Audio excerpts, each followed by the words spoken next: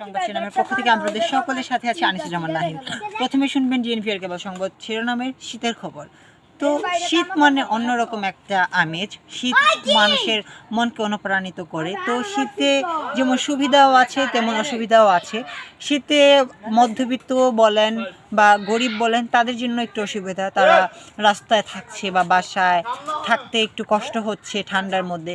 বড়লোকদের জন্য বেশ ভালো, তবে শীতটা গরিব দুঃখী সবাই কিন্তু এনজয় করে আমার মতে, আমি মনে করি এটা। তো শীতে যেহেতু পিঠার সিজন বলা চলে, গরিবরা থেকে শুরু করে বড়রা পর্যন্ত এখানে পিঠা আর কি উৎসব করে। সব জায়গায় আপনি দেখবেন বিভিন্ন ফেস্টিভ্যাল হচ্ছে, যে কোনো জায়গায়। যেমন আমি আড়ংয়ের কথাটাই বলছি, মোস্ট ইম্পর্টেন্টলি আড়ংয়ে শুরু হয়ে গেছে আড়ং ওয়ান্ডারল্যান্ড। তো আড়ং ওয়ান্ডারল্যান্ডে গেলে আপনারা বিভিন্ন ধরনের বারবিকিউ, পিঠা থেকে শুরু করে শীতের পোশাক, বস্ত্র সব কিছু আপনারা ওখানে পাবেন।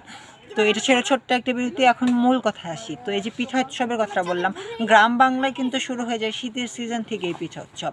গরিব থেকে শুরু করে বড় লোকের ঘর সব জায়গায় আপনি পাবেন এই পিঠা। নানান ধরনের পিঠা এখানে পাওয়া যায়, পিঠাপুলি থেকে শুরু করে ভাপা পিঠা, চিতই পিঠা, নাম জানা আরও হরেক রকমের পিঠা এখানে পাওয়া যায়। তো শীতের সিজনটা আসলে কারো কাছে খুব দামি বলতে পারেন, কারো কাছে খুব কষ্টের, কারো কাছে ভালো, কারো কাছে মন্দ মিলিয়ে।